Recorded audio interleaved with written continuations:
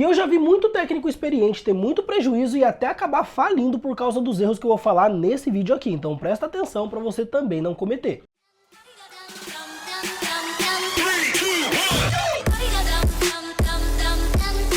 Fala pessoal, tudo bem com vocês? Eu sou o Renan da Nice Cell Assistec e nesse vídeo aqui eu vou falar sobre 3 erros que técnicos experientes cometem e que você não deve cometer se você não quiser ter prejuízo. Mas antes, se você ainda não é inscrito aqui no canal, por favor não esquece de se inscrever aqui. Eu tô sempre trazendo dicas para quem tá começando, para quem já trabalha na área e até para quem já tem muita experiência no conserto de celular.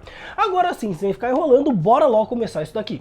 Pessoal, tem muita gente que acha que só porque trabalha algum tempo no conserto de celular, acaba que meio que não precisa aprender nada novo e não precisa saber de nada mais, porque já sabe praticamente de tudo. E esse acaba sendo o primeiro erro mais grave de todos. Tem muito técnico que para no tempo. Como assim? Aprende um montão de coisas e só porque já sabe trocar um conector de carga, já sabe fazer um software, já sabe desbloquear uma conta Google, pensa que já sabe de tudo e acaba parando. Por quê? Porque naquele momento, o tanto de dinheiro que ele tá ganhando, pra ele tá bom. O tanto de celular que ele tá consertando, pra ele tá bom também. O único problema com isso é que o que tá bom pra você hoje, talvez não esteja bom no ano que vem.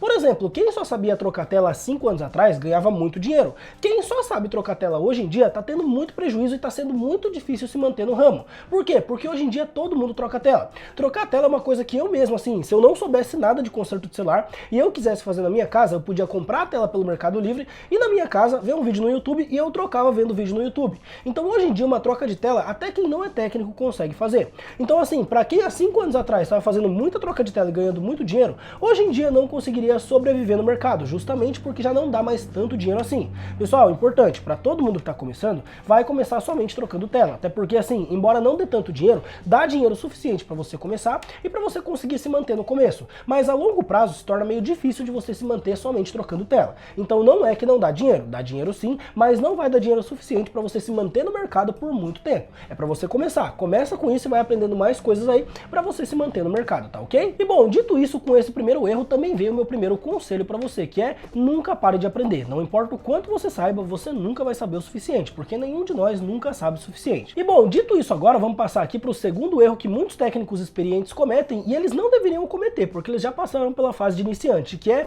achar que é só a ferramenta avançada que faz o serviço. Pessoal, uma das coisas que eu mais vejo é alguns técnicos que têm bastante experiência falando que ainda não está fazendo rebaling porque não tem uma estação boa, ou que ainda não está fazendo reparo em placa porque não conseguiu comprar um multímetro bom, ou que não está fazendo reparo em placa porque ainda não tem um osciloscópio. Pessoal, a gente tem que lembrar que se você tem uma ferramenta mais básica que você começou com ela, dá para fazer muita coisa com ela. Eu tenho muito aluno que faz CPU com estação da Yachun, que é a estação de R$400. Ah, Renan, mas uma estação de 2.000 é muito mais fácil fazer. Correto, é muito mais fácil, mas não quer dizer que não dá para fazer com uma estação de 400. A gente tem que lembrar, pessoal, que aonde uma Ferrari vai, um Fusca também vai. Os dois conseguem chegar lá do mesmo jeito. A única coisa que vai mudar é o tempo com o qual cada um vai chegar lá. Mas da mesma forma que você faz um rebaling com uma Quick 861, que é R$2.000, você consegue fazer com uma Yachun, que é R$400. A diferença é que você vai ter que praticar mais para você conseguir pegar o time da estação, pegar a temperatura certinha, pegar a forma de trabalhar com aquela estação para conseguir fazer aquele reparo. Então tem muito técnico experiente que pensa que só não consegue evoluir um pouco mais porque ainda não tem tal ferramenta. A única limitação que você tem é a que está aqui dentro. Você tem que entender que não importa qual ferramenta você tenha. Se você se esforçar e se você realmente praticar, você consegue fazer. É claro que tem coisa que não dá para fazer sem uma determinada ferramenta. Por exemplo, não tem como analisar algumas coisas da placa sem você ter um osciloscópio. Então, dependendo do caso, vai ser necessário um osciloscópio, mas não quer dizer também que é necessário ter um osciloscópio do mais caro. Por exemplo, esse osciloscópio de bancada que eu tenho, ele custa em torno de 5, 6 mil reais. Entretanto, tem um outro osciloscópio que eu vou pegar aqui, ó, agora para mostrar para vocês. Esse daqui, ó, que é um osciloscópio portátil, e esse daqui eu paguei R$400. E eu consigo analisar praticamente a mesma coisa que eu analiso com o outro, utilizando esse daqui. A diferença é que esse daqui ele tem uma leitura um pouquinho mais devagar no caso, e tem algumas coisas que ele não tem 100% de precisão. Mas se eu tiver 80% de precisão, já é melhor do que eu ter 0% de precisão. Então não quer dizer que não dá para fazer o serviço só porque você não tem um osciloscópio de 6 mil reais. Se você tem alguma coisa que dê para utilizar no lugar, você já consegue fazer o serviço. Para de dar desculpa e começa a fazer o serviço, ok?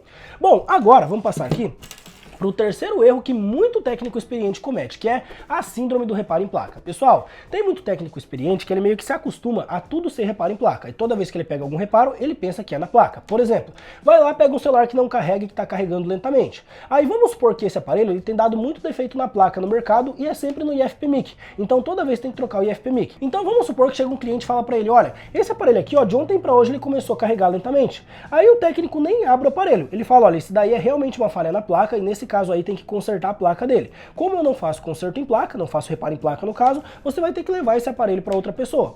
Aí o cliente sai da loja dele, leva no vizinho. O vizinho troca a subplaca e o aparelho volta a carregar. Agora esse técnico aqui perdeu mais de R$100 de lucro simplesmente porque ele não quis abrir o aparelho, porque ele assim acreditou que era o IFPMIC. Pessoal, a gente tem que lembrar que nem tudo é reparo em placa. Às vezes vai aparecer assim que é reparo em placa, vai ter tudo para ser um reparo em placa, mas no final é um reparo simples. É uma troca de subplaca, uma troca de bateria, às vezes só alguma ressolda ali que você faz em algum setor, que acaba sendo bem simples de resolver. Então antes de você sempre julgar que é um reparo em placa, embora pareça ser um reparo em placa, sempre teste o básico. Aqui na minha loja, pessoal, de assim, 90% dos reparos que eu pego, hoje em dia de lojista, pelo menos uns 20 ou 30% desses reparos aí, são reparos que no caso são simples, ou seja, eu testei outra subplaca e resolveu, eu testei outro flex de ligação e resolveu, eu troquei um conector FPC e resolveu. Por quê? Porque tem muito técnico que não analisa o básico. Tudo pra eles é reparo em placa, reparo em placa, reparo em placa, reparo em placa. A gente tem que lembrar que tem muita coisa que é reparo em placa, mas tem muita coisa que também não é. Então se você for levando tudo como se fosse reparo em placa, você vai acabar não aprendendo nada, ok? Então não esqueça, não tem essa síndrome de reparo em placa. Nem tudo é reparo avançado. Primeiro, analisa o básico e se não resolver no básico, aí sim é reparo em placa. Não esqueça disso, ok? E agora, pessoal, eu tenho aqui um quarto erro de muitos técnicos experientes de bônus pra vocês, que é um erro que me irrita demais, que é não querer aprender com outra pessoa por achar que ela sabe menos. Tem muito técnico que acha que só porque sabe um pouquinho ou porque tem um pouquinho de conhecimento, não precisa assim aprender com quem sabe menos que ele.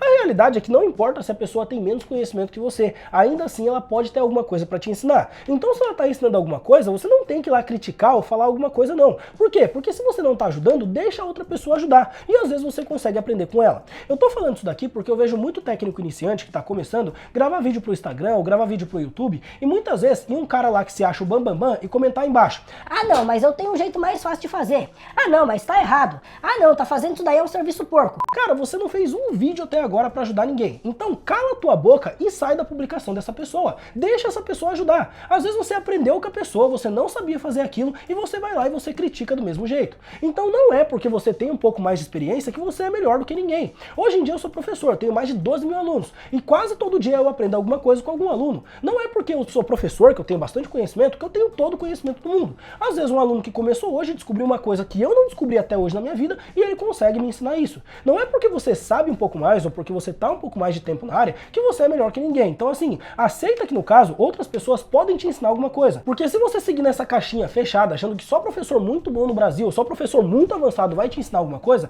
você vai perder mais do que 90% do conhecimento que tem no mercado. Porque nós que somos professores, a gente também tem um limite. Então a gente compartilha bastante conhecimento, mas tem muita coisa na internet que a gente não sabe, que outras pessoas sabem e elas estão compartilhando. Então para de achar que é só alguém muito bom que vai te ensinar alguma coisa, porque não é assim. Ao invés de você ficar criticando, tenta aprender alguma coisa com todo mundo, porque eu tenho certeza que assim você vai evoluir mais.